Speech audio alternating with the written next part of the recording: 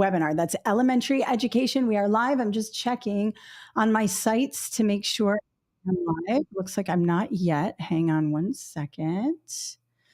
Let me just make sure we're live. So yes, we are live. Let me know in the chat where you are from and what test you're studying for. Today, we are working on the Praxis Elementary Education 5001. And this is the test that many teachers take to become an elementary education teacher. But if you're taking any elementary education exam, and I see Audrey Olson, you were one of the first ones in the chat, you're taking the EC6. This will help you for sure. So whatever we talk about today, definitely think about it, have a look, and we are going to cover all things elementary education. We are also giving away books. I'm giving away, I think 7 books today. So there's a link in the description of the webinar. So inside the description of the webinar is a link.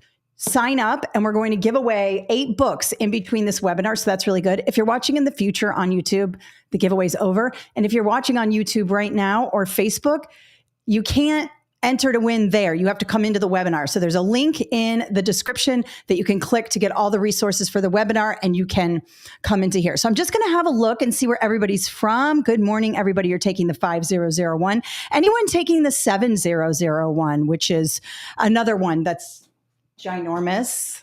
We're giving away one of these today as well. But yeah, we're going to be going over all of that. Okay. So let me know which ones. Someone's taking science today. Good, Eden. Looks like we've got people from Virginia, Tennessee, South Dakota. Awesome. Vermont. That's where my people are from. I'm from Massachusetts. Welcome, Northeastern people. Indianapolis. Awesome, you guys. All right. So listen, we have a lot of people in this webinar, 3,000 people signed up. We've got a bunch of people live. More live people will come in as we go. I'm going to focus on the presentation. I do have a colleague in the chat. Her name is Yana. She's going to be giving you some offer codes and guiding you. And if you have questions, you can ask her. You'll see her pop up in a second. It usually takes a couple of minutes for her to pop up, but she'll be in there very shortly. And then in between each section, once you guys enter to win the books, I am going to stop each section and give away 2 books. We will send them to you. Why do I have all these books at my house? Well, it's a long story. I had to order a bunch of books, and now I have tons of these books in my house, and I need them out. So I'm going to send them to you, and I'm going to send them media mail, because that's the cheapest way to send them. I'm not going to spend $25 on sending you a book from my house, but I basically have boxes of books at my house. I want them gone. I'm organizing. I want them out of my house. So I'm giving away a bunch of books for this webinar and others. And you have to be present live in the webinar. Okay. All right. So real quickly, if you're new here, also let me know in the chat if you're new and this is your first webinar. My name is Kathleen Jasper. For the last decade, I've been helping teachers and school leaders pass their certification exams. So I do all the teacher certification exams, but then I also do leadership exams like the SLLA and the 5412 and all of that if you later want to become an assistant principal or superintendent or whatever. And I've written all these books and I have all these online courses and I do webinars every Saturday. In August, I took the whole month off because we were all pretty fried here at Kathleen Jasper LLC. We needed a little break. I went and traveled a little bit and then I came back and now we're full blown, just like you guys, into the school year. So we are going to be doing all of that. I have webinars now every Saturday. I think I take one Saturday off a month. I can't remember the schedule. But on my webinars page on my website, kathleenjasper.com, you will see all the upcoming webinars within the next couple of weeks and recorded webinars. So if you like this and you're taking Praxis Core, you're taking another test, I always have a webinar on my YouTube channel all over the place. We have that. Now, before we get started with the presentation, I am doing this test today, 5001. All right. But again, it's going to cover a lot of different exams, elementary education exams. So stick around, even if you're taking the EC6 or whatever it is. I know Texas, you guys have your own exams, but they all kind of follow this format here. With this webinar, when you signed up, you got a free study guide. It's pretty comprehensive. I think it's like, how many pages is it? It's 24 pages. The 5001 free study guide I gave you guys is pretty comprehensive. We're going to go through that. Okay. And then I'm going to share my screen and go through practice test questions, show you strategy and all of that. And in between, I'm going to give you some tips. It looks like Caroline passed the language arts and math. Very good, Caroline. Those are arguably the hardest two subjects to pass. All right. Now, if you like these books and you want to get anything, okay, so let's say you're watching this webinar and you're like, oh, I'd like a book. I want to buy a book. You can buy them on my website. Digital copies are available on my website. And then, of course, you can find the physical copy on Amazon. And we have over 1,000 5-star reviews for this book here. And I just want you to know, you can't use the offer code on Amazon. Unfortunately, we are working on getting our books on our website so we can sell physical books from a distributor where you can buy from us. So when you have an offer code, you can use it, but it's a process. And that's why I have so many books in my home, because every time I make a change, I have to order the book and review it. So I literally did it like 4 times. So I have 4, anyways, it's a mess over here at the Jasper household, but we're getting rid of the books starting today. All right, let me just have a look at the chat real quick. People are taking social studies. Okay, I'm going to talk to you a little bit about social studies. There's some things you need to do. Special ed, Patrick, I'm doing that in a couple of weeks. Definitely check out my webinars page. I have tons of books on special ed. Math, I was 6 points away. Caroline, that's okay. And you took the Praxis bridge. Okay, good. A lot of people ask about the Praxis bridge. I'll try to touch on that before the end of the webinar. Okay. So Yana is in the chat. She's got an offer code there for you if you'd like 20% off any of our products. And let me go ahead and get started. You can use that offer code on our website. Okay. So let me go ahead and share entire screen. I did get a new computer and I have a big giant screen now and I have to like figure out if this works. So I'm going to be looking at my phone to make sure to see how good this works on my big new screen. I got a giant screen so I can edit books better, you know? Oh, that looks pretty good. Let me move it down a little bit. Okay. We are looking good. Okay, so today we are doing the Praxis Elementary Education 5001. There are 4 subtests to this particular exam, okay? So we have the 5002, the 5003, the 5004, and the 5005. So 4 big subtests. The test is massive. It's huge. Some of you in the chat said, oh, I passed this, but I didn't pass that.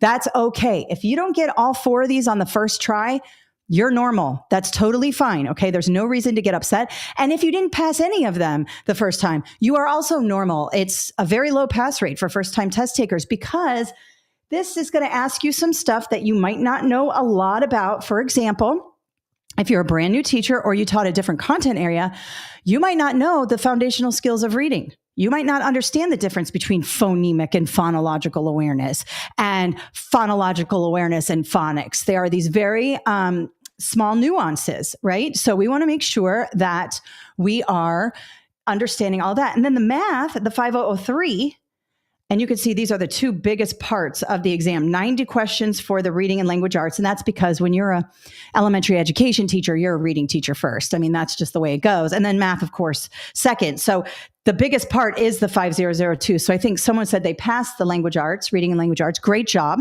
And the math is pretty tough. Why? Because if you haven't been in a math class for a really long time, some of this elementary ed math is pretty tough. And I don't care what people say online. Oh, I passed it, no problem.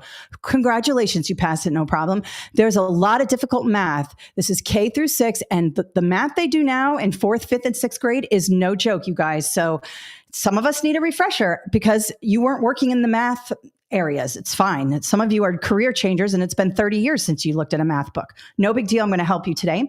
Social studies and science are the smallest sections, right?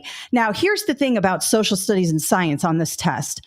Social studies and science is all going to be content-based. So it's just going to be like random questions about like the Louisiana Purchase and the Constitution. And, you know, some of it's kind of easy, like the 3 branches of government, especially I've been watching the news lately. The branches of government has been in the news and how much power each one has and all that. It's kind of an interesting time to be alive. But, you know, you're getting some of that on the news and stuff, but then there's some nuances like with the geography section, like, what's an isthmus and what's a mountain, what mountain range is here and that kind of thing. And that could be really confusing. So I recommend you read everything in the book and all of that, but also, you just sort of brush up on these concepts, Google a lot of things, take some of those specs, and test information from my book and, research it even more. Sometimes, you'll find out new things. So definitely think about that when you're talking about the social studies. Science is the same thing. It's broken up into 3 parts, earth-space science, bio or life science, and physical science, which is going to cover chem and physics at the elementary level. And you're talking special or small machines, push-pull factors, energy, electricity. I mean, if you haven't had a look at a science textbook in a long time, you might have forgotten about electricity. You might have forgotten about electromagnetic radiation and all of that. I know I did when I was first getting back into teaching. So just know if you didn't pass any of these or some of these or all of these, you're totally fine. You're going to be better off at the end of the day today. All right. So let's start first with the 5002. So this is the reading and language arts. Now, in the 5001, the first section is the reading and language arts, and it's heavy on the foundational skills of reading. Now, I know it says it's only 38 questions, but those 38 questions go completely with reading, 100% reading. And it's all about phonological, phonemic awareness, phonics, fluency, comprehension, right? But then the second part looks like you have more questions for the second part, but that includes writing, speaking, and listening, 3 separate things. So there's a ton of emphasis on the foundations of reading or the foundational skills of reading. And again, if you haven't been a teacher in a reading classroom or an elementary classroom, or if you taught a different content area, this can be very confusing. I have a ton of videos on my YouTube channel about reading. It looks like my screen stopped sharing. Give me 1 second, please. And you can find a lot of them there. And then you can also there we go. Did it go away? It looks like it went away a little bit, but it came back. Okay, that's okay. You can get a lot of my videos on my YouTube channel. I have a whole reading playlist there. And when you have a look at that, I go through tons of this. I also have an online course for this and teaching reading. So I've got you covered with the reading, but we're going to go over a few of this today. All right. So let's have a look at the reading foundational skills section. All right. So this is all about, I'm checking my thing to make sure you can see it. Okay. This is all about the foundational skills, and we have phonological and phonemic awareness. When we're talking about phonological and phonemic awareness, we are talking about sounds only in words. Okay. It's been a while since I've written on my iPad, so excuse my sloppy handwriting. We're talking about sounds only in words. So when we ask students, how many sounds are in the word bat? And they go, b-at, 3 sounds, okay? So that would be phonemic awareness, individual sounds. Phonological awareness are larger chunks of sounds, perhaps the onset and rhyme. So in the word bat, and I'm going to write it here only because I'm explaining it to you, but if we were doing this with students, we would not write. It would all be done by sounds. I would say the word bat, and they would say bat. Say the word bat, and they would say bat. And I would say the word bat, but break it up with onset and rhyme. And they would go b-at. Why is that? Well, the onset is the beginning consonant or consonant cluster. So it could be a single B, but it could also be a bull, right? It could be a consonant cluster, but I'm going to use the same word we just did, bat. It's easy to understand. And then the rhyme is the vowel sound and the closing consonant sound. Okay. So b-at. Notice we have 2 chunks of words. We have this chunk and this chunk. Bigger chunks of sounds of words is phonological awareness. Individual sounds is phonemic awareness. Now, these are learned on a continuum. When we are thinking about reading skills, you want to think about systematic and explicit instruction. Write that down. Those are good words. on this exam. You'll hear me talk about good words. Good words are the words in the test specification. What's a test specification? Well, that is when a testing company makes a big exam, like the 5001 ETS is the company that makes this exam, and they publish a document. And that document has all the information you could ever want about the test. They have to do that. I recommend you download that document. I'm not going to show you that document because it's their proprietary information, and I'm here to talk to you about my products. So I don't want to show their copyrighted information, but you can easily Google Praxis 5001 study companion, and in it, scroll down and you'll see a bunch of paragraphs. And in it, you'll see phonological and phonemic awareness, phonics, fluency, comprehension, metacognition. And you'll see words like explicit, systematic, differentiated, all those good practices we do as teachers. Those are the good words. And in those answer choices, in the correct answer choices, I should say, are those good words. And I'm going to show you that in context when we actually work through it. So when we're talking about phonological, phonemic awareness, phonics, and fluency, we are talking about systematic instruction. Well, what does that mean? Systematic, explicit instruction. Well, first of all, we're teaching these skills in isolation explicitly. So we're not just talking about sounds and words while we read the words in a passage, right? We're actually stopping and talking about phonological and phonemic awareness on their own. So we're doing those exercises like I did with the bat word, b-at, right? Then there's the next step, which would be phonics. Now, phonics is letter sound correspondence. So I'm going to do L to S correspondence, also called phoneme, grapheme correspondence. Phonemes are the sounds in words. Graphemes are the letters. It's just a way to say letters. Letter sound correspondence. So if you see something in the question that talks about letter sound correspondence, the answer choice should have something about phonics in it, right? Because that is phonics. Now, in order to do phonics, you have to look at the word. For example, in the word make, there are codes in this word. There is a long A because it's followed by a consonant and a silent E, right?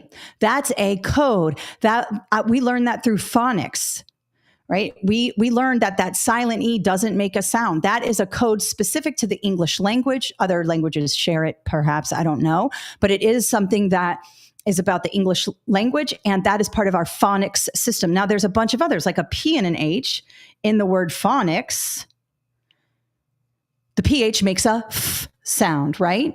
You only know that because somebody taught you that code, the P and the H, makes a F sound, right? That's a code. You have to see it in order to do it. With phonemic and phonological awareness, it's sounds only. So remember that. And I have a lot of videos that talk about this, both shorts on TikTok, longs on YouTube, and I have a whole course on reading. Reading is my jam. I was a reading teacher, high school reading teacher. I was an English language arts teacher. I was also a science teacher, so I did a lot of science, reading in the content area stuff. So, I understand this process, and it can be really complicated if you don't have that reading endorsement, like I had the pleasure of getting. Then we move into phonics. Notice we started here. This is kind of like step one, and then we're here, step two, step three. See how it's systematic? It goes in a continuum. That's how students learn these skills, according to research right now. That research could change in a few years, but right now, this is the research we're going with, right? So fluency, now we've gone from phonics, reading a word and understanding its code, and fluency, we're moving through strings of words for sentences, passages, even stories. And fluency is when we're reading at an automatic rate. We're reading words on the page. We're pausing at commas, stopping at periods.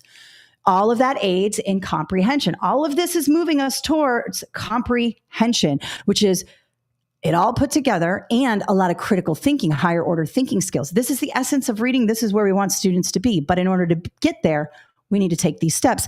And I can't see the chat right now because I'm full screen sharing. But if I've got teachers in the chat or online, let me know how you feel about this system.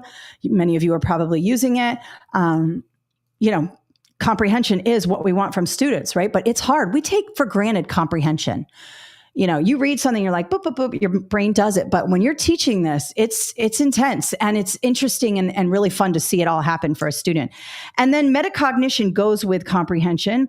That's something I want you to think about. Metacognition means thinking about your thinking. And that's how we teach comprehension. We teach students to think about their thinking. We model the process aloud. When we're reading out loud, we might say, that's a weird word. Let me read around that word and see if I can figure it out. Let me look at the picture and see if that helps me. That's thinking aloud. That helps with metacognition, which helps with comprehension. So all these skills build on one another. And then we get to this essence of reading here, comprehension, really, really important. All right. So let's have a look at what that looks like on the test. Let's have a look and see what this is on the exam. Now I always like to work backwards on the test. You'll hear me say that. Think like a test maker. Work backwards. So I want you to stop thinking like a test taker and start thinking like a test maker. I always start here. I move all around items. I look at the bottom, the top, the mid. I never read from top to bottom. And because I understand this industry so well, I know what they're doing. I know the patterns of what they're doing here. Okay. So if you do have the free study guide, which looks like this here, we are on page 8, I believe, 6, 7, 8. Yeah, we're on 8, number 3, right here. All right, if you're following along with that. All right, let me go back. Oh, okay. So I can't do much with these answer choices. If they were scenario based, they had long, and I'm going to show you what those look like. If they have these long answer choices, then I would have a better idea. But right now I can see phonemic awareness, decoding, phonics, and structural analysis. All right. Well, let me show you something. They want one answer, right? It doesn't say choose all that apply, and there's no little boxes to tick. On this exam, sometimes it'll say choose all that apply. And just a side note, you have to get them all correct in order to get the item correct. There is no partial credit on choose all that apply. All right. But this one is not a choose all that apply. And I want you to pay close attention. We want to talk about the 3-to-1 strategy. Think like a test maker. Notice that decoding and phonics, are they the same thing? Yes, they are. Didn't I just tell you that we decode words when we do phonics, right? So I'm going to just tentatively take out B and C because they are the same thing. And I can only have one correct answer choice here. Now, again, if it said choose all that apply, I might hold them as the answer choices because they're related and there's possibly more than one right answer. But in this case, we're only having one right answer. So decoding and phonics is out. And I can see that structural analysis is a phonics situation. I don't want to say it's a phonics skill because it's really morphology, but morphology falls under phonics, but it's when you break up the word by its structure. So for example, maybe by its ending, its prefix or suffix, right? Its beginning or ending. You might break apart compound words, but you have to look at them. So it goes with phonics, decoding, and structural analysis, right? The only outlier here, the only one that's sticking out like a sore thumb is this phonemic awareness, because we know that phonemic awareness is sounds only in words, right? So that one looks like my number one choice. Just think it out loud, working backwards. I'm going to continue to work backwards and look at these bullets here. The bullets, if there's a bullet in a question, they're telling you something there, okay? So it says, teach students to break words down by individual sounds. Teach students to focus on sounds as they rhyme words. Rhyming words, individual sounds, that is phonemic awareness all day. But notice that by working backwards, I sort of came to that on my own. Now, will you be able to do that with every single question on the test? I have people that email me, they go, I only could work backwards for 20 questions. Yeah, good. That's awesome. You can't do this on every single question, but on a lot of questions, there are patterns like this. Decoding, phonics, structural analysis, 3-to-1. 3 are alike. 1 is sticking out. That's phonics. But because you read the book and you know all about phonemic awareness now, and you've watched all my videos and all of that, we've got sounds and rhyme. That's phonemic awareness all day. And then this is just fluff. They're going to put a lot of fluff in here to slow you down. So when you work backwards, you get better and you also save time. Now, if you don't like this strategy, don't do it. But I'll tell you, I've been doing this a long time. If you can practice this as you study, you're going to do really well on the exam, especially on the scenario-based questions. I'm going to show you how to do that in just a minute. All right. So now the next part of the 5002 is reading. Oh, sorry. Nope. I broke this up. Let me see here. Yeah, I broke this up. Sorry about that. It's been a minute since I've done this presentation. I want to talk about the comprehension part. I think it's important that we talk about that. So this is all the reading, literature, and informational text. First, I want you to have a look at that. Literature and informational text. That's what we call a balanced literacy program, meaning we're not just reading stories all the time. We're also reading science articles and social studies and things like that. And of course, we're going to think about things differently when we're reading literary versus informational text. We might also choose like a literary text and an informational text that are related and compare them. This is when stuff gets really good in the reading class and your metacognition and your comprehension is cooking. We can compare multiple texts and multiple types of text and talk about those and how they're related and all of that. We also want to talk about text structure, text features. So text structure are things like argumentative, persuasive, expository, that type of thing, narrative. Text features are things like headings, bolded words, graphs and charts and stuff like that. All of that is important and aids in comprehension. We also want to help students do some text to self. And all of these are good words, by the way. So text to self, that's very good. That's why we want to choose books to go into our libraries and our classroom libraries that represent all different types of students. We want to have all different types of cultures represented there so students can see themselves in the literature, but also so they can get a perspective of other people. I will tell you, reading fiction really helps you to become a very smart person with a lot of different perspectives. I think people should read more fiction. When I am down and out and I am feeling like just really sad about things like in the world or whatever, I'll just start reading fiction, all different types of fiction, because it helps me get out of all the craziness, but also it gives me perspective. It really does spark a lot of creativity and I always end up better afterwards. So highly recommend more fiction. And text to self, you take your own experiences. You show students how to see themselves in the text, how to have empathy. It's a whole thing. We love it. And then of course, evidence-based discussion. This is the start of showing students how to cite evidence. We have to teach people how to cite research, evidence, and we start that with kids when we say, wow, that's an interesting observation you had about the story. What part of the story did you see that? Or can you point in the book where you came up with that? And that helps students connect their opinions, their claims with some based from the literature or the informational text. It's the start of showing them how to cite their work. It's very, very important in the elementary grades. All right. So now let's have, this one's perfect. Okay. So I was hoping this one was on there. This one's from page 9 of the study guide. If you're following along in the study guide, if not, don't worry about it. You can download it later. You're going to get the replay of this webinar in your inbox. If you're watching in the future, you already have the replay and you're going to get all the resources. So no sense in running around crazy trying to download this. I'm going to project everything here and you can work on it later and rewatch this anytime you want. All right. So let's have a look here at the answer choices first. I want to make sure that we are working backwards here, So we have allow students to partner up and read the text with a buddy. All right. If I'm a new teacher, perhaps my principal is saying, I want more cooperative learning, everybody. Every time it's a new thing, more cooperative learning. I want Kagan strategies. I want this, I want that, right? So maybe your district is now on the cooperative learning kick. And now you say, wow, yeah, text with a buddy. That sounds good. My principal wants me to do that. Okay, I'm going to leave it. B, reward the students with extra time in the computer lab for finishing the reading.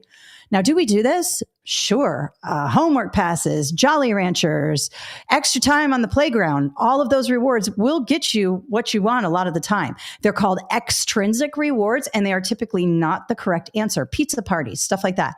Do they work? Sure, temporarily, but eventually the luster wears off, and you really need to focus on intrinsic rewards, talking about the students, what books students are reading, asking them how they feel about it, really making reading center part of your instruction, showing them when they have silent sustained reading, you're sitting up there with your book and you're reading and you're modeling that. You're not at your computer putting in grades. You're actually showing them that reading is important to you too, right? And so those intrinsic motivators. B is extrinsic and never the right answer on this exam when it comes to reading. Never reward. But listen, it works. If you need something, Throw them a Jolly Rancher. 9 times out of 10, they'll do it. C, require the student to finish reading for homework. This one's always going to be the wrong answer as well. Extra homework on this test is typically the wrong answer. Not that there's anything wrong with homework, but it's usually attached to motivation, and homework has never motivated anybody. Or it's attached to students who are struggling.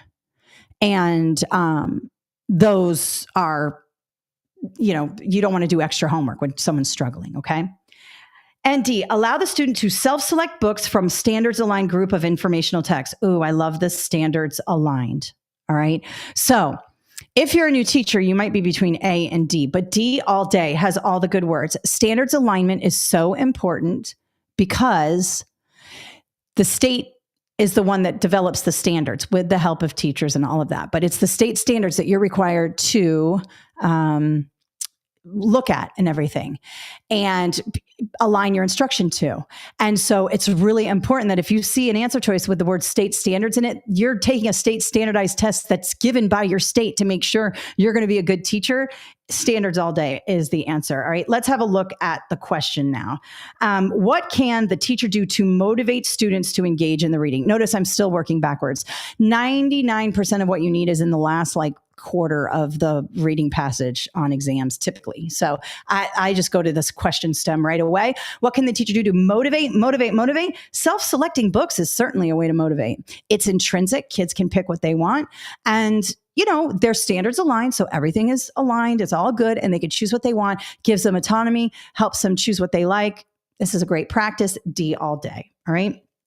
Now, the last part, and then we're going to do a book giveaway. Writing, speaking, and listening. This is all lumped together. You're going to go over the writing process here. This is, everything from scribbling, mock writing, into transition writing, into fluent writing, to workshopping, to drafting, all the different processes of writing.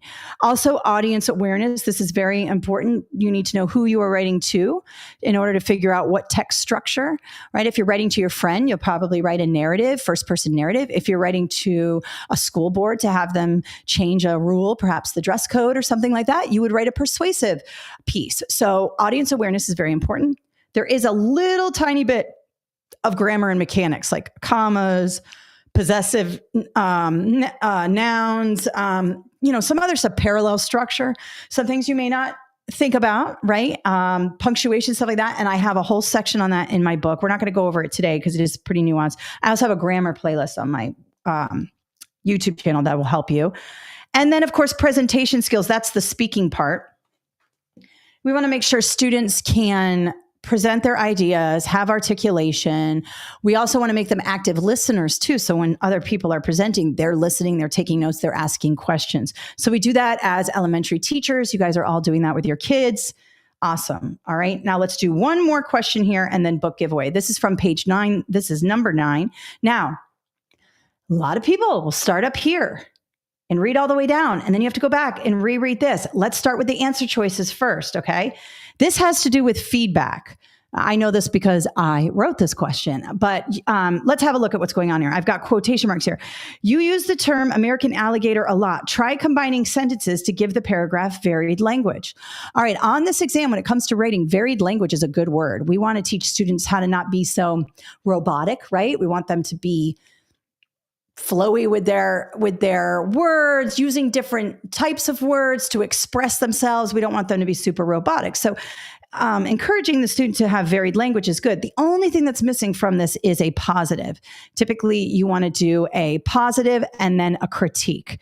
So you want to praise more than you kick, my mentor used to say. So if you are grading a student's work and it's full of red marks, you're just going to overwhelm the student. I would pick 1 or 2 things the student can work on and the most important things, and you can have the red line those. But if the whole thing is red lined, it's going to be really, think about it. If you got that back from your teacher, you'd be like, oh my God, what am I going to do? So we wouldn't do that with students. So this is okay, but not the best feedback. I'm going to leave it. I don't hate it. B, good job. Keep up the great work. Nope. That is not feedback. Feedback needs to be specific and meaningful. Write that down. Specific and meaningful. Those are good words on any exam, on any scenario question, because a teacher, good job, keep up the great work. It's nice to hear, but whenever you give back student writing, what do students do? They flip to the back and see what you wrote about their writing, don't they? They look to see it. If you're in college, what do? You go into the margins, or you go into the discussion part where the teacher tells you. When you get 100% and a star or a thumbs up, you're like, okay, that's awesome. I'm glad I got 100, but like, did you read it? So this is just say no to that. It's okay to say to the kid, hey, you're doing great. Awesome job. Keep it up. But when we're talking about writing, if you want the kid to get better, we need to be a little more specific, I should say. It's okay to say good job to the kids, great work. But, you might want to say, hey, I love the way you did that. I love the way you're sitting quietly and waiting for my instruction. You're doing a great job. Be specific on what they're doing is always helpful. C, consider using a closing statement at the end. Okay, this is specific, but it's not that meaningful, and it's kind of like a little blunt. We're talking about an elementary school kid here. Let's try to get them to like writing. So let's cross off that. Let's look at D. Your writing does a great job of describing your knowledge of the American alligator. Notice that the initial positive critique is specific. Describing your knowledge of American alligator. Consider deleting sentence 4 so it doesn't take away from your overall theme. Well, without even reading this, I can see that D is my answer. That's got all the good stuff for feedback. Now, should you go back and check? Yes, of course. Go back and check. But let's have a look here. Other apex predators are lions and tigers. All right, I'm talking about an alligator here, apex predator. Then I'm talking about lions and tigers, and then I'm talking about an alligator here. So I would say D's critique is pretty good, along with the fact that you've got positive and a critique, and it's very specific and meaningful. Okay. All right. So we are doing our first book giveaway. This is the end of 5002. We're going to move on to math in a second. We are giving away a 5001. Let me stop sharing. Hold on. Please hold. Stop sharing. We are going to be giving away this book and this book right now. So you guys talk amongst yourself. I can see there's a lot of chat. Hopefully you guys are able to talk to Yana. It looks like you guys are answering questions. Good. I couldn't see this chat for a second. So give me 1 second. And I am going to have a look and see. You guys put your names in. All right. So when I call your name, I want you to tell me if you are in the chat. You got to be present. So I'm going to call a name for the 5001 book and a name for the 7001 book. So my first name for the 5001 book is Melissa Cade, Cade. And my first name for the 7001 book is Natalie Weinstein. So let me go back here. This is the first time we've done this. Anybody in here? I'll get it. I'm going to let you guys go in. I'm here. Melissa Cade is here. Okay, Melissa, we're going to email you. We have your address and everything, but if we have any issues, we will email you. Where's the other person? Who did I say? Let me go back. Natalie Weinstein, are you in here? I'll give it another second. Do you see her in here? You guys are going, congrats, congrats. Natalie, tell me one more time if you're in here. Otherwise, I'm going to go to the next name. I see Melissa is here. Melissa Cade.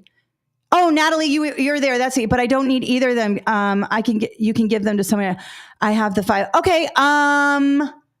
Do you want a practice test book, Natalie? This is extra practice tests. I can give you this one. That was sweet of you to give it to somebody else. I'll do another name for this one. I'll do a different name at the end for this one. So Natalie, do you want these are all extra practice tests, and they are separate from the 5001 book. So, okay, Natalie, I'm going to give you this one. And that means we still have a 5001 ready. So we'll do that one at the end, because I was going to do this one at the end. Okay. So Natalie, you're getting this, and Melissa, you're getting this, and Yana is keeping track of all of this because I got to move on. All right. So good. There we go. The next books we're giving away are going to be in the next section, 5003, and they're going to be a 5006 book and a 7811. Even if you're not taking those tests, they're elementary ed books, and they're focused on the scenarios. These are heavy scenario books, so you'll get that. Okay, so let's see. I'm going to move on. So we've got our winners there. Sorry, this is the first time we've done a book giveaway. I know, Yana, you've got it. So we've got Melissa and Natalie. And I still have a 5001 to give away at the very end. So we'll do that at the end. All right, here we go. Moving on, 5003. Somebody said they had a question about the 5002. Let me just see. I have a question about the 5002 subtest. What are some strategies to look out for when reading an informational text and trying to figure out what a word means in the text? Okay. So it's a vocab question, basically in the reading comprehension section of the 5002. What you want to do is read a little bit above and read a little bit below. Typically there will be, and this is our semantic cueing. I did a video about this on TikTok the other day. Semantic cueing. So basically what you want to do is you want to look for a restatement clue or a synonym clue or an antonym clue, right? Sometimes it'll say however after the word or however before the word. It's going to be the opposite of whatever came, right? So really take a look at your synonyms and antonyms around the word. And a lot of times reading more is going to help you. They're giving you sort of in that part of the test, they're giving you a reading comprehension passage similar to what students would get on their reading test. And they're trying to see if you can discern it because you have to teach it. So I was helping my daughter with her reading exam not too long ago. And I got to tell you, the 10th grade reading was really tough. They use a lot of old English passages because they're free. If you have a test in your state and it's all old English and the kids never read any of that, it's like from the 1600s. It's about like pots or I don't even know, buildings or something like that. It's because it's free. They can get it free from the public domain and the test makers don't have to pay for it. So it's kind of a bummer because nobody reads that and then they get tested on it and they don't pass. But I digress. Okay. Yes, Atari, we're giving more books away after each section. Okay. Math is what I'm anxious about. Okay, first of all, let's talk about math. Let me share one more time. Let me just get here. And we're doing this. And we're doing that. And we're doing that. And we're doing that. Okay, so we're on the 5003 right now. Now, here's the thing I want you guys to understand about math. Some of you are math people, and I use that in quotes. There is no such thing as a math person or not a math person. It's just that a lot of times people who enjoy math, they were successful at it at a young age. And when we're successful at things, we like them, they feel good. So we keep doing them and we get better at them, right? Some of you were more successful in the English language arts. Some of you were great at both. Here's the deal. There's no such thing as a math brain and an art brain or an English brain, right? Some of the most amazing artists were also the best mathematicians back in the day. Some of the most amazing philosophers were also mathematicians. So try not to think about, oh, I'm a math person or, oh, I'm an English person. You can be both. And it just takes practice. It just takes practice. And I know some of you I had a couple of adults who had a teacher get pregnant right around fraction time, or she left to have a baby during fraction time. And there was a permanent sub in there who wasn't very good at fractions. And they never got really good foundational fraction skills, right? It's nobody's fault. It's just sometimes things happen. There's gaps in the knowledge. So now we got to go fill those gaps, just like you would for your students, right? You would fill the gaps. So let's do that. Now, when we're talking about math, typically math assessments are broken up into three when we're talking about elementary. Numbers and operations. So this is everything from 3 + 3 is 6, subtraction, division, multiplication. Also PEMDAS, order of operations. We're going to go over that. Don't worry. Fractions, percentages, anything from base 10, identifying clusters of numbers. It's all kinds, anything numbers related, right? And that's going to be the bulk because that's going to be where the majority of students' skills lie in the elementary grades, right? Now, as you get up in the grades, they get into this algebraic thinking. And I'll tell you, some of the algebra on this is not easy. 6th grade algebra is not easy. This is a K6 exam. I remember my daughter, my husband's a math teacher, but she would come home. She came home the other night with she's a junior now, excuse me, but she came home last week with math, and even my husband was like, oh my God, they're really going hard. So it gets increased in intensity every year. So just know that they're doing a lot different. I was in elementary in the 80s. We were not doing algebraic thinking in 3rd grade. I just don't remember that.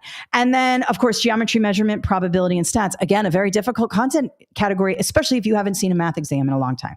But don't worry, we're going to go through it. So let's have a look at numbers and operations. Like I said before, this is going to be anything from easy stuff like place value to orders of operations to exponents, fractions, decimals, percents, and proportions.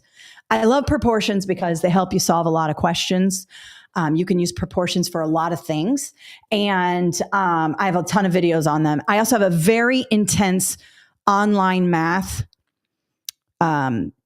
course for this. I go through every single math question in this book and work it out. You can fast forward, you can watch every single one, but in the 5003, I go through every single practice test and I go through all the example questions inside the book. So if you're struggling, you may want to buy the math course. You may want to buy the whole course, but if you really are like, math is the thing that I'm worried about and I'm trying to save money, just buy the math course and use the offer code that we gave you in the webinar. All right, so let's have a look at one. Now, this one is a proportion question. This is number 12 in the study guide. Again, if you're not there, you can do the study guide later. We're going to do it all right here. All right. So again, I'm always working backwards. When I am looking at my answer choices in math, I'm looking for any decimals, percentages. Sometimes the answer choices will be algebraic expressions or equations. You have to find the equation, right? So it's always good to just see what am I expected to do here, right? Think like a test maker. So they're all whole numbers and they go from smallest to largest. You don't have to spend a lot of time here. I'm explaining it to you in this test prep session. You should look at it right away and go, boom, whole numbers, nothing, no decimals, nothing crazy like that. So if I start getting decimals working through this question, I know I'm on the wrong track and I need to abort mission and start again and figure out what's going on. So it's always helpful to do that, right? So I also like to look at the question stem in math if it is a word problem. At this rate, how many sandwiches can you make in a 4-hour shift? Right away, if I'm thinking rate, I want to think proportion. And that's two fractions set equal to one another. And you'll hear me say this a lot in my videos. We want to think matchy, matchy. Whatever's on the top is the same on both sides. So for example, Ryan works at a sandwich shop and can make 35 sandwiches in 50 minutes. 35 sandwiches in 50 minutes. Sandwiches over minutes equals sandwiches over minutes. You could also do minutes over sandwiches equals minutes over sandwiches, but you cannot do sandwiches over minutes equals minutes over sandwiches. You can't switch them all around. It's got to be matchy, matchy, top and bottom. You do get a calculator on this test. It's on screen. So practice at home. Put it up on your screen. Most computers have an app you can do, because sometimes like using your mouse on the calculator is annoying. I believe you can use the keypad. Let me know in the chat if anybody had problem with the keypad on their test computer, but you should be able to use your keypad as well. But every testing center is different. So get used to the mouse as well, just in case it doesn't work. But anyway, so we've got, he can make 35 sandwiches in 50 minutes. At this rate, how many sandwiches? So I don't know. I'm putting an X there. That's the thing I'm looking for. Can he make in a 4-hour shift? Be careful. Don't do this. We're talking minutes. So we have a proportion here, but we also have a conversion. So I need to figure out how many minutes are in 4 hours. Well, how many minutes in an hour? 60. 60 times 4 is 240. Now, there are lots of ways you can do this. To figure out X, you could see how many times 50 goes into 240 and then multiply that by 35. But when I'm under pressure, I like to remember my processes and just do my processes. And the best thing to do here is to cross multiply and solve for X. Not only is this a numbers and operations question, because it is a proportion, but it's also an algebra question. Sometimes things will test more than one skill. Let's have a look why. Well, if I take 35 times 240, because I'm cross multiplying right here, right? I get 8,400, and it should be big. You're multiplying 240 by 35, right? And then I'm going to cross multiply again. 50 times X equals 50X. Now, let me move it down here because it looks like my face is going to be blocking it. Yeah, let me move it over here. 8,400 equals 50x. That's what we do when we cross multiply. This is what we want, right? Now, right away, you can see I have zeros here. I have 50 here. I know 50 is going to go into this evenly. It's not going to get messed up. And, I don't have any decimals in my answer choices. So I'm continuing to think like a test maker here, right? And then all I do is hit divide by 50 and I get 168. X equals 168. A. Proportions. They'll work for those ones where it says, oh, there's a tree and it casts a shadow, and there's a person and she casts a shadow. What's the length of the, blah, blah, blah. They'll give you 3 out of the 4. You got to find the fourth. Here's 1, 2, 3. The third thing did have to be converted to 240, but there are 3 values there. We're looking for the fourth one. At this rate, how many sandwiches? I'm looking for this fourth value. I would use a proportion to solve that. Now, I know some of you can do it in your head. Your math, you like math and you've been successful at that. That's fine. But I like to do the cross multiply and solve because it keeps all my work straight. Whenever I do this online, people are like, you can just do this. And they like take a big shortcut. I'm like, yeah, I know, but people watch my videos because they're struggling in math. So we're not going to do that. Now, when you can eliminate questions on math, I'll always show you how to do that. There's a lot of shortcuts in math you can take. You know, if it's a question about percentages and you know it's under 50% and 3 out of the 4 answer choices are over 50%, get rid of them, grab the first one and go, because you can discern that. There's ways to think like a test maker in the math too. And we did that by looking at the answer choices first. All right. The third part is algebraic thinking, expression versus equations. Really quickly, equations have equal signs, expressions do not. Linear relationships, formulas for unknown quantities. So you might have to choose the algebraic expression. Okay. Proportions, again, they're always there. And then verbal statements, and this should say equal the algebraic expression or the algebraic equation. Let's have a look at what that might look like in a problem. All right. So you might get a problem like this. Now, this is an expression because there's no equal sign. And it says evaluate the equation. It should be, say, expression. Sorry about that. And what we're going to do is we have this b here, and b is -4. So wherever we see b, we're going to put in a -4. Now, be careful. They do this all the time. I'm thinking like a test maker. I'm looking at my answer choices. I have 2 negatives and 2 positives. And then I have all these negatives here. Be very careful when doing this. So let's go ahead. I'm going to write it out here again for you guys so you can see. I'm just rewriting the thing. And wherever I see a b, I'm going to put in a -4, okay? And I'm going to use parentheses so I can make sure I am practicing PEMDAS. PEMDAS is going to come into play here, all right? So I'm going to have a negative parentheses, -4, close parentheses, squared. That makes a difference. You got to keep it straight, minus 3 times -4. Now, let's practice PEMDAS. Don't start distributing this, okay? That's not, distribution is multiplication. We're not at multiplication yet. Let me just get rid of that. There we go. We've got parentheses. Now you might say, well, there's a parentheses here. When we say parentheses, we mean operations inside the parentheses. You would do that first. So for example, if you had 3 times the quantity 4 plus 7, you would not do this. You would, and a lot of people want to distribute. They love to distribute first. Take a look at your PEMDAS and see. What you would do is you would do 4 plus 7 first, which would be 11, right? And then you would multiply by the 3. So the parentheses is when there's an operation inside the parentheses, but we don't have that here. Really, this is multiplication. So we can cross out, we've done that one. Now, exponents, do the exponent first. You're going to see why it's important here in just a second. -4 times -4, because it's -4 squared, is a positive, not a positive 4, it's a positive 16. Okay, just do that, 16. I'm just going to keep everything. You wouldn't do this on test day. Obviously, you might combine a couple of steps, but I'm just saying, I want to keep it straight so you understand why this is so important. Okay. Now we can multiply. Now that exponents are good, now we can either multiply or divide, whichever comes first. Remember, we read from left to right. So if the division comes before the multiplication, you can do the division first. But in this case, it's all pretty much multiplication. We have -16. And then we have -3 times -4. What does that give us? A positive 12. What do we get here? -4. B.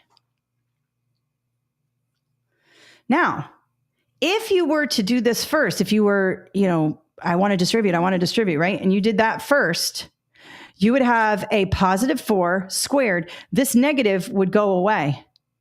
And you would have 16 plus 12, which would be 28. And they're always going to anticipate your mistakes. Good math test raters have the incorrect answers that you would get if you made a math mistake. They're very good at doing that. So think like a test maker and don't do it. Follow your PEMDAS. All right. Let's have a look at the next one. Geometry, measurement, and data. This is going to be everything from 1, 2 to 3-dimensional figures, perimeter, area, volume, circumference, units of measure, mean, median, and mode. This, we get into the probability part, probability, and of course, always proportions, because sometimes with probability, a proportion will help you too. All right. Let's have a good, sorry. Let's have a look right here. So what is the perimeter of a square, hint, with an area of 49 square inches? All right. And you might say, wow, that's easy. Yeah, I'm live right now. I'm not about to do a bunch of slope intercept on the fly. This is a pretty easy one, but you could mess it up by going too quickly, right? So I can see with my answer choices, I have 7, 14, 21, 28. They're all multiples of 7.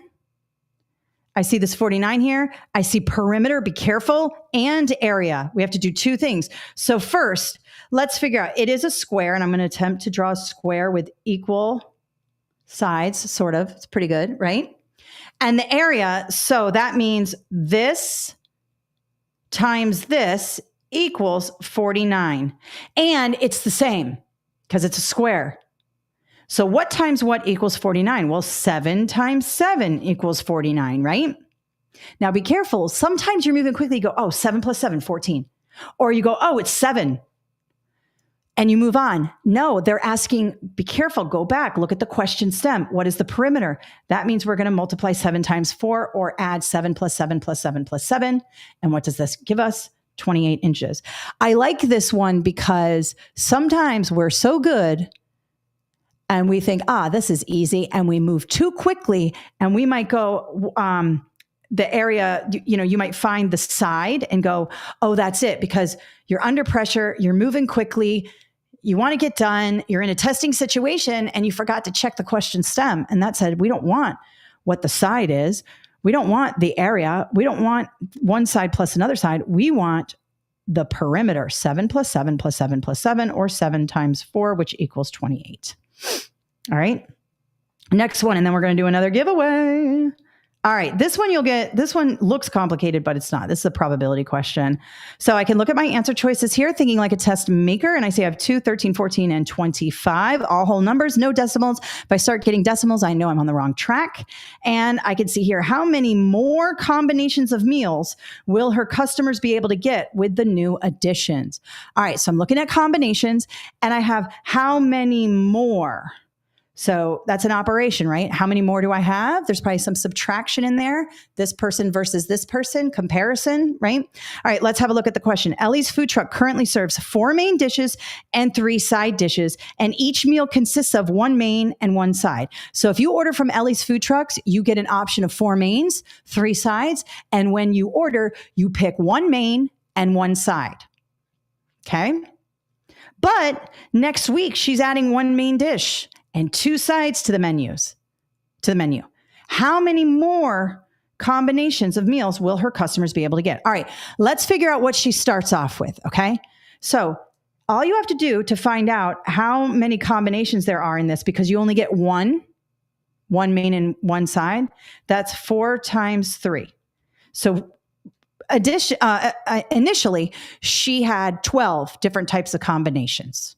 And here's the thing. I know sometimes we get these and we try to figure out the combinations. Like we go A, B, C, and D, and then we go 1, 2, 3, and 4. And we try to figure out, okay, A1, A2, A3, A4. It takes too long. Just multiply them. This is how many combinations you have. But on the next week, she is going to add a main. So this 4 becomes a 5 and 2 sides. This 3 becomes a 5. Now we have 5 times 5 equals 25. D, right?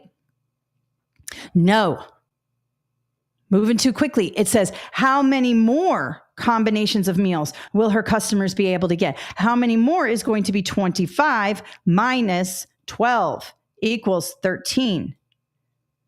13 additional combinations, 13 choices. Just by adding 1 main and 2 dishes, you get that many more. It's kind of an exponential thing. All right. So if you have any questions, put them in the chat. We're doing book giveaway. We are giving away. Let me stop sharing here. Stop share. Good job. Good job, guys, answering questions. Thank you so much for engaging. Very good, guys. Thank you so much. Okay, thanks for participating. Okay, so now we're giving away, what am I giving away? I'm giving away a 7811 and a 5006. Now let me tell you about these books, these tests. Hold on, let me find. All right. These two exams, oh my God, my hair. Ooh. These two exams, why didn't you guys tell me my hair was messed up? Are heavily on the scenarios. So there's a little bit difference in the math on these than the 5001 and this one too. It's you have to understand the math, but you also have to answer questions about like what skill is the student missing. These are a little harder with the math because not only do you have to know the math, you have to say, what would you teach next, right? With the 5003, it's just straight math. You just do the math. These are more scenarios, heavy on the scenarios, and there are scenarios for the science and the social studies. So if you get this book and you are taking the 5001, you should still check it out. It's going to make you better. And if you're not and you're good to go, you can always give it away to your friend, okay? So let's go to... Let me just make sure I'm doing all the right things here. First book giveaway. All right. So we're on the 7811 book. For 7811, I have Dominique Williams. Dominique Williams, let me know if you're in the chat. So you're going to get the 7811. Dominique Williams. And let me go back here. The next one is Rhonda Nicholson. Rhonda Nicholson, you are getting the 5006. So I'm going to give it a minute because when I talk, it takes about 10 seconds. So Dominique Williams. Okay, Dominique Williams, you are getting the 7811. We're going to send it to you. We'll be in touch. Okay. And then let me just see. We have Rhonda Nicholson. Rhonda, you're in there. I see you. You're in there too. Okay, good job. 2 books. And they're all yours. And again, share with your friends. You know, I know that like you have teacher friends who are like, oh, I'm broke. Give them your book. Give them your book. Everybody's broke, because especially if you're teaching. Okay, I'm just going to fix my hair really quickly because it looks a little janky. Thank you for not telling me, you guys. All right. It's like frizzed out. All right, here we go.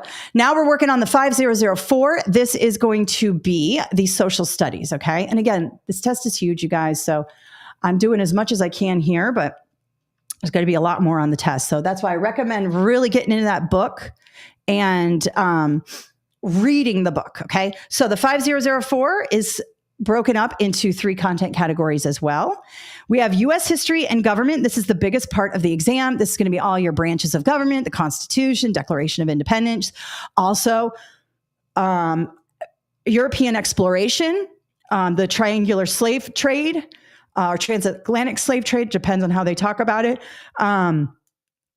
What else? Colonialism, the Revolutionary War, the whole thing, Civil War, Declaration of Independence, the whole thing about U.S. history, all the way up until the 20th century. They have not moved into the 21st century, so we don't have a lot on in the book on that. Some people ask, why don't you have anything? Because it says it in the specs. It only goes up to the 20th century. I'm sure when they revise the test, which is not anytime soon, because they just did, they will add the 21st century, but we're not there yet. Second part is geography. Again, this one can be kind of hard. I mean, how long's it been since you thought about geography? Probably a pretty long time. Like the rain shadow effect. I had to write that in one of my books. And then I was in Northern California and I actually saw the rain shadow effect because I was on a big cliff in Northern California and I saw it happen. I was like, oh my God, the rain shadow effect. But if you know, you know, but if you don't, make sure you study it because it is on the exam. And then econ and world history. It's going to be basic econ. It's going to be a lot of supply and demand, opportunity costs. World history, you're going to have some ancient civilizations in there. You have to know where things started and all that. And of course, let me think. So, like the French Revolution, some world history, impactful stuff on a surface level. As you move up into the grades, like middle school, their social studies exam is much more nuanced. And then when you get to the high school, it's even more specific. But right now we're a little more general. So you need to understand it, but you don't have to dig in like you're a PhD or anything like that. All right. So U.S. history, government, European exploration, American Revolution, major events, Declaration of Independence, Constitution, the Federalist Papers, branches of government, citizens' responsibilities. Let's just have a look at what that might look like. And again, For the 5001, it's sometimes, and I should say this is the 5004 of the 5001. Sometimes it's straight up content, right? So I look at my answer choice. I have implementation of the Indian removal process, reconstruction of the southern states, exploration of the new territory, initiation of the first U.S. census. Can I get rid of anything? No. Can I zero in on anything? Nope. But I kind of know what the answer choices say. That's about it. This is one of those where it's not going to work for you, right? Following the Louisiana Purchase, Thomas Jefferson ordered which of the following tasks to be completed?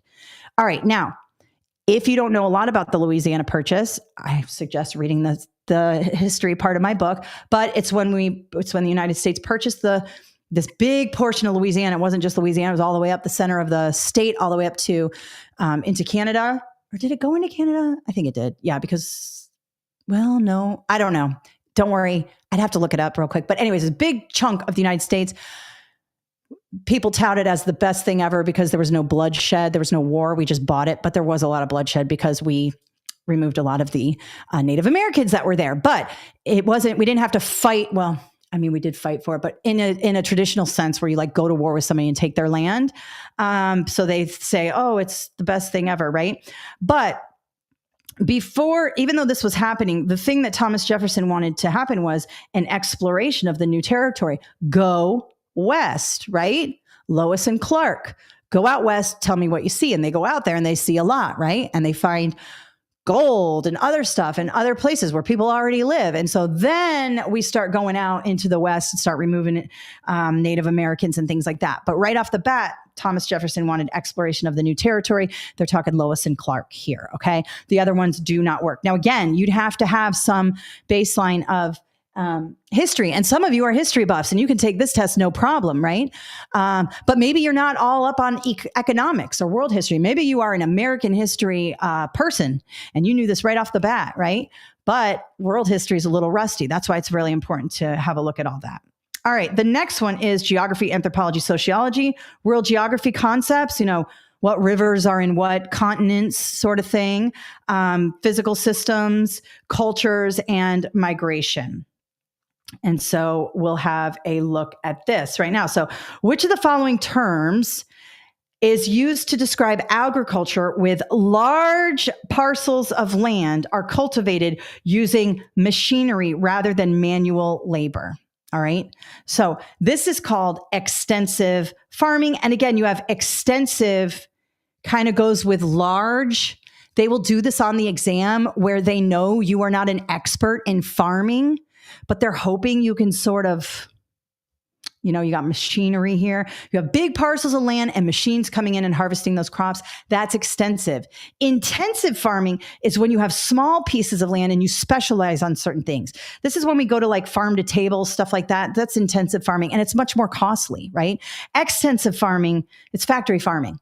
And that's what we have here. And sustenance farming and pastoral farming, they don't fit. And if you read the book, you would know that we're really talking about the difference between intensive and extensive, and make sure you know that that goes with that.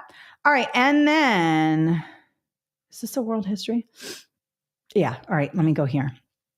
World history and economics. We're going to talk about ancient civilizations. Where did it all start? Mesopotamia. You're going to want to know all of that.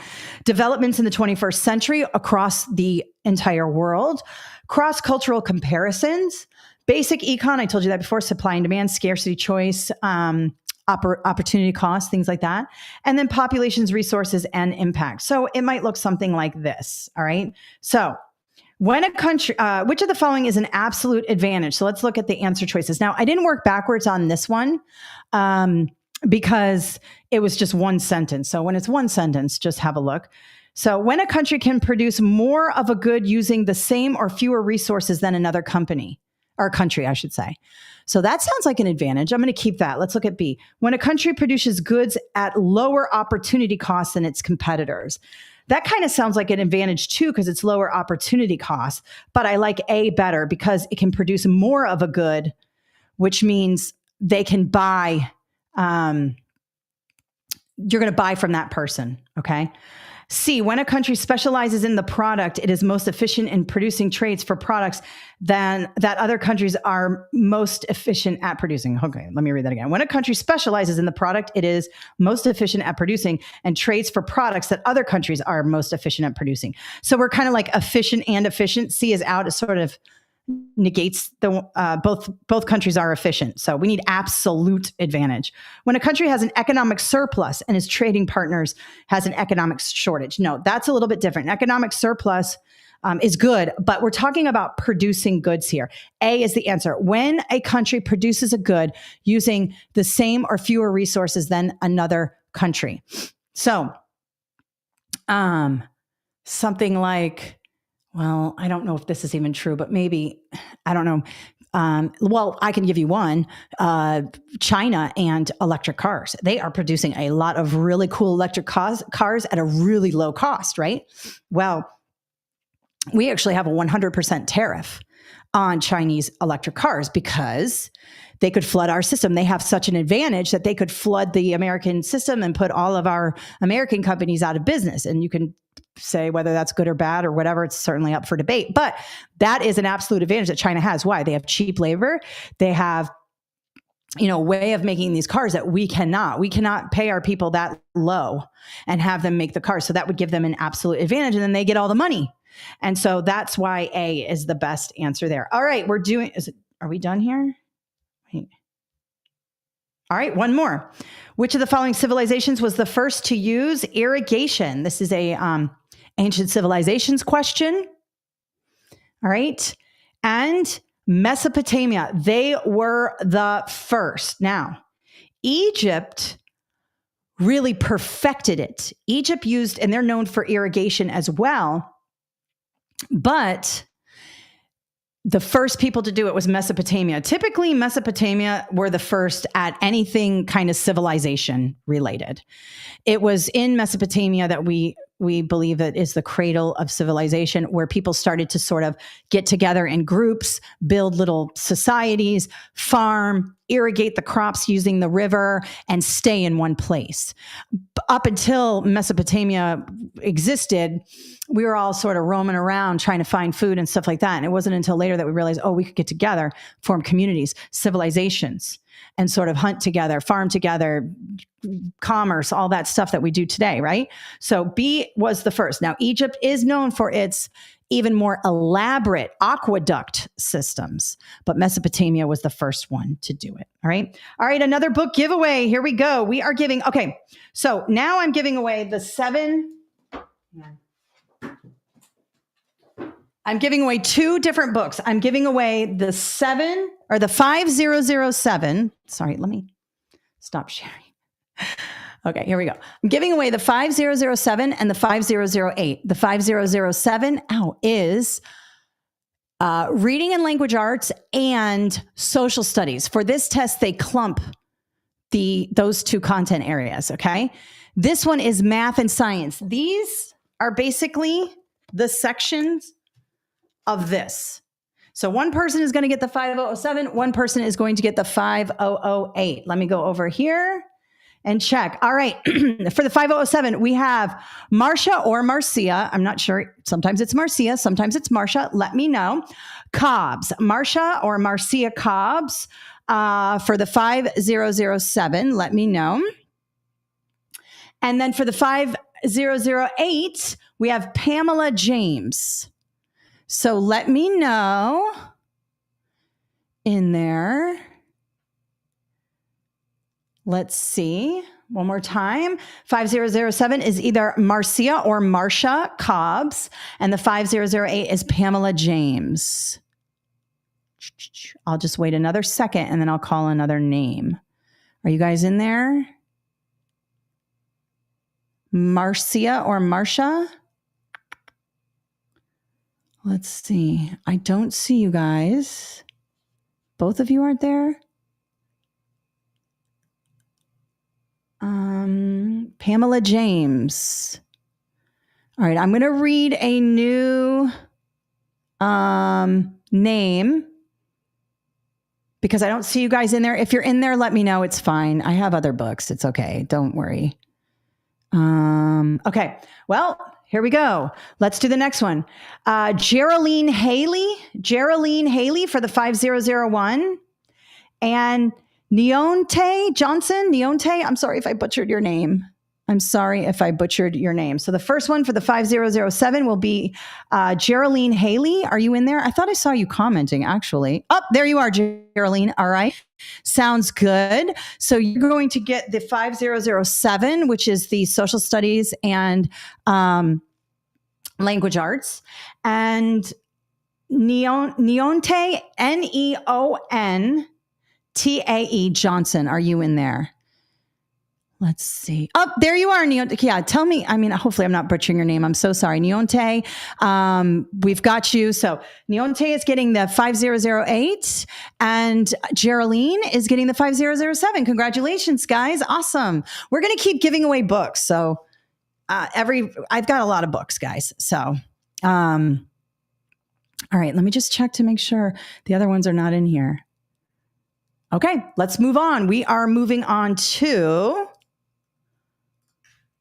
the last section, guys. You're here with me. You're doing so well. It's a Saturday and you're with me for 2 hours on a elementary ed webinar. I really appreciate you spending your time with me. All right. So here we go. 5005. This is the science. It's broken up into 3 as well. Earth, space, life, and physical science. Earth, space are all things Earth, moon, sun, stars, Earth systems, the water cycle, stuff like that. Earth spheres, the atmosphere, lithosphere, cryosphere, stuff like that. Also Earth's crust, all things, mountains, canyons, volcanoes, Pangea, where the Earth broke apart.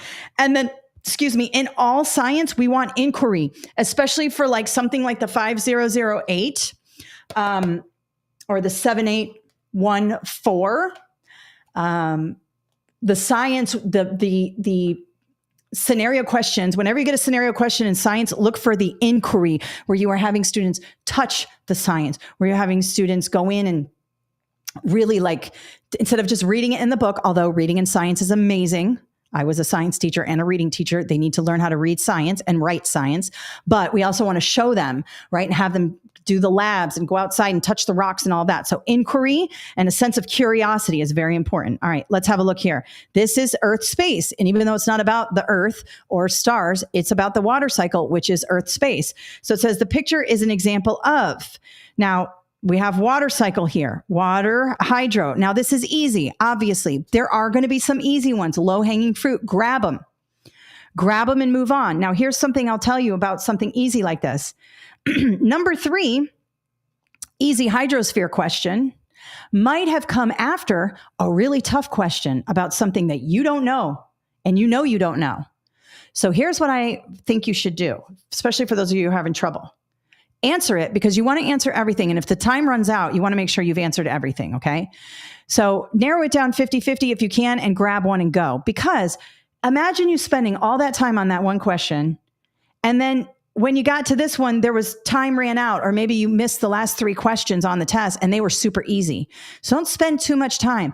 If you want, answer it and flag it and go back to it later. But here's the deal with flagging, you guys. You flag too much. Only flag things you need to go back to. If you flag everything, nothing's flagged, right? So don't flag everything. Flag the ones you want to go back to, but answer them. Because you don't want to be in a situation where you haven't answered some of the questions, okay? So narrow it down 50-50, go, and this might be one of yours that you get. Think like a test maker, be strategic. There's easy questions towards the end too. Math, it typically gets harder towards the end. All right, life science, this is my jam, biology. This is what I taught in high school. So we're going to start with the smallest part, cell theory, parts of a cell, and move out into systems, interdependence, ecosystems, life cycles. And again, we've got this inquiry here. So life science is all things living, cells, DNA, heredity, Punnett squares, dominance, ecosystems, predator prey, food webs, all of those types of things are in this part of it, okay? It's a lot. So you might see now, this is from my book, but you might not have this. It might just say, which of the following is a producer? Now, I gave you this little thing here on the side in the free study guide for this, because I want you to know what a producer is and all the other stuff. But let's just say we're doing the 3-to-1 strategy here. Let's say you didn't get this on the exam. They're not giving you the energy pyramid. It's in my book. This is my graphic, right? Let's just say you had this here. Let's do the 3-to-1 strategy again. Hawk, snake, bunny. Those are all animals. Grass is the only plant. It's standing out. When you don't know, try these strategies I'm telling you guys. Now, let's talk about this energy pyramid really quickly, just so we're not just using a 3-to-1 strategy. We actually know what we're talking about. Grass is 100% producer. They produce carbohydrates, sugars. The bunny eats the grass. The snake eats the bunny. The bird eats the snake. And the hawk eats the bird. In this case, as we move up the pyramid, we actually lose energy. All the energy is in the grass. Do you get energy from eating the bunny? Sure, but you're losing some of it because the bunny ate the grass and then hopped around and burned off some of that energy with its ATP and its cellular respiration.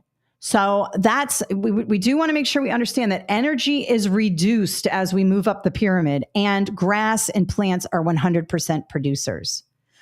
The hawk, the snake, and the bunny are consumers. And again, if you haven't thought about a food pyramid in a long time, or an energy pyramid, or a food web, which you probably haven't, if you're just living your life, then this could be hard. If you're a science teacher, this is the easiest thing in the entire world, but everybody's got a different perspective coming at this test. And then finally, physical science here. I'm going to do 2 physical science ones because I have 2 that I like a lot. This is going to be your physics and chem. So physical and chemical changes, forces in motion, electricity, forms of energy, machines. And again, we have this inquiry.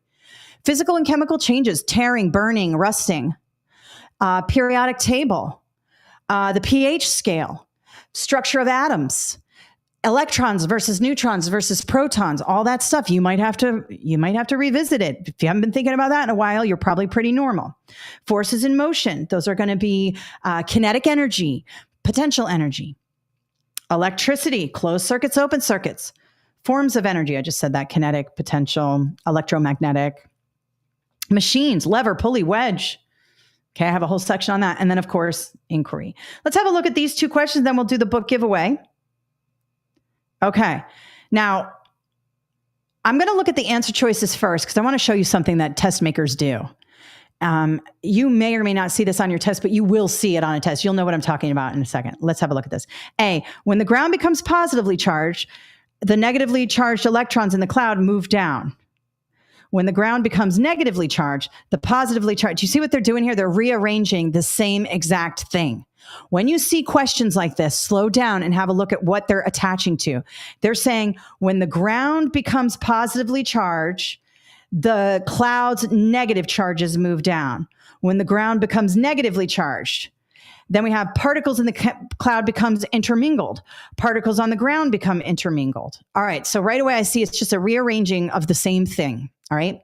First of all, how does lightning work? It's not intermingled. So right away, I can get rid of C and D. Lightning works because charges start to separate and get concentrated in certain areas of the cloud and the ground. Now, I'm going to draw a very simple thing. This is not my jam. Lightning is not something I know a ton about. Cells, DNA, heredity, I know a ton about. But this is sort of like, I do know about this, but it's not my content area. But let's just draw a nice, happy cloud here in the ground. And what happens is the negative particles in the cloud start to move down here, and the positive particles move up at the top. So they become very distinct. And then what happens with the ground is the positive particles move to the top of the ground, or the surface, and the negatives move down. Well, what happens? Positives and negatives attract, right? I should put that up here. Let's go like that. Positives and negatives attract. And what happens is you get lightning. Now, this is a very simplified version, all right? But if we know that, we know A is the right answer. But here's the deal. Let's say you remembered, oh, wait, I remember that graphic in the book. There's like the positive and negative charges are separated. At least if you know that much, you can get rid of C and D right away. Now you have a 50-50 chance. And hopefully you choose the right one. But just think like a test maker. Don't get bogged down in the language. Look at the structure. They took the same exact sentence and just rearranged it and used different things. So just be on the lookout for those patterns. It's all about those patterns, okay? Now, the next one is, right away, I see this, I'm thinking energy, okay? At what point of the graphic below is potential energy the highest? All right, here's something to know. Potential energy is at its highest when kinetic energy is at its lowest. So when kinetic energy is at its highest, potential energy is at its lowest. When potential energy is at its highest, kinetic energy is at its lowest. Well, think of this as a swing. A is the highest potential energy. If I took that ball and I held it up here like this and I held it, it has the highest potential energy. It's not moving yet, but it has the potential to move. When I let go of it, it starts to lose potential and gain kinetic. Right here, C is where it has the highest kinetic, right before it hits the bottom, and then it starts to lose kinetic and gain potential, potential, kinetic, potential, kinetic, potential, kinetic, and on down until the energy runs out. So A is when potential is the highest. So A would be the answer. But if it said, they could mix this one up. They could say, which point on the graph is kinetic energy the highest? Well, that might be C. But in this case, it says potential. So it would be A. Now, let's just look at this really quickly, just so you kind of remember this as you're studying or whatever. So we have potential energy highest here, then kinetic highest here. Potential lost a little bit here at E, but it's still, that's the next highest, then D, then B, then C. Do you see what happens until it comes to a complete stop there? Okay.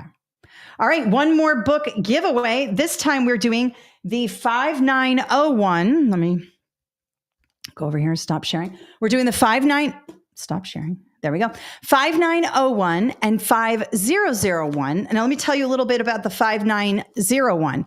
This one is exactly the same as this, except it does not have the reading and language arts. People in this state who take the 5901 have to take this plus the teaching reading, or sometimes now they're able to take the 7001, which is basically this, the 5901, with the teaching reading stuck at the top. The 7001 is highly focused on the teaching reading.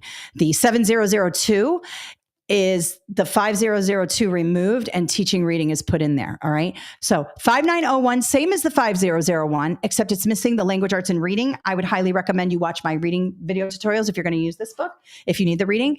And then the 5001, because one of our winners said she didn't need this one. So we're giving away one of these. So let me have a look. All right. So for the 5901, I have Maria Eugenia. Maria Eugenia, I have a feeling I don't even need to say her last name, Wenzel for the 5901. So let me know if you're in there. I hope I said it right. Maria Eugenia. Maria Eugenia. And let's see if you're in there. Okay. And then for the 5001, I have Rebecca Barber.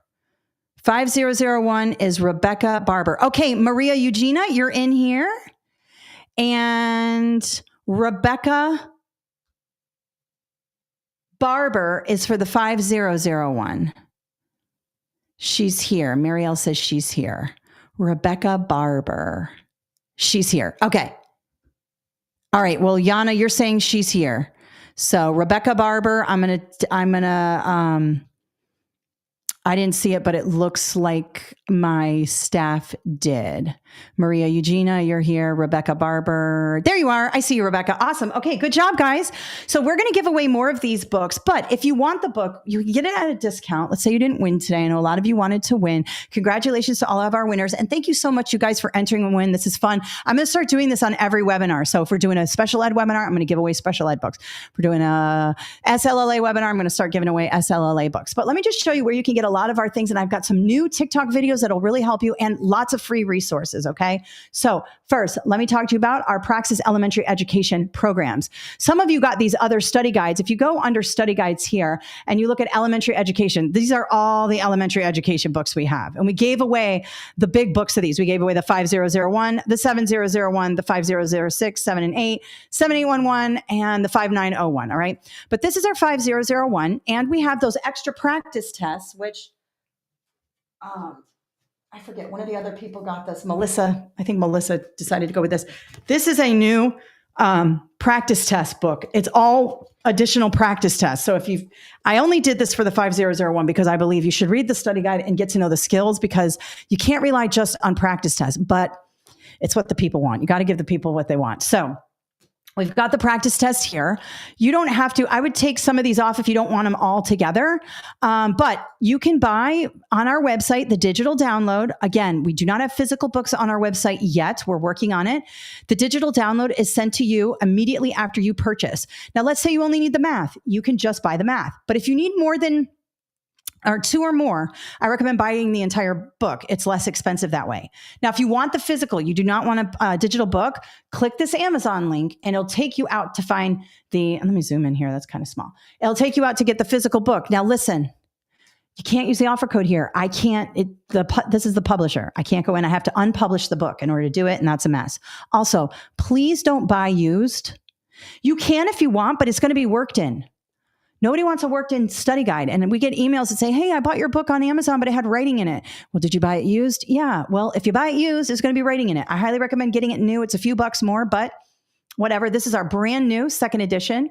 It's awesome. And we have tons of 5-star reviews for that if you want to take a look there on our website as well. Now, beyond that, we have online courses. This online course, let me just go under, where am I? Test prep.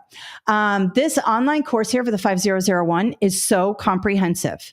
It has everything for the 5002, 3, and 4. We have an app. It's super easy to navigate. We've upgraded our LMS. The math is crazy. It's got tons of video and all that. In fact, let me just go ahead and see if I can pull that up. Talk amongst yourselves. I'm going to show you the actual course here in a second. Let me just see. Talk amongst yourselves. We are going into my online course for the 5001. Let me just show you really quickly. And I just want to preview course player. There we go. Okay, let me share this screen now. Let me go here. And we are sharing. Okay, this is what the course looks like. So here's the 5002, all of these videos, and I just updated this. So we have foundational skills overview, and then the quiz, and then I explain the entire quiz. And I do that through everything, right? I go through all of it. The math is crazy. I go through every single skill because I know a lot of you need it. Place value, operations, all that. Go through all the skills here with video, and I do it in context. I show you the example questions. And then for the practice tests, I go through, you can download them here, but you also get the book. In all of our online courses, you get the book, but I also section it out so you can download it here too. And I go through every single problem like I did today. My handwriting is a little bit neater than it was today, but I go through, and you can even fast forward. You don't have to watch them all, but if you're struggling with math, I highly recommend this. And remember, you have an offer code and you get the study guide. In all of our online courses, you get the study guide. And then of course, social studies and science. So it's all there for you.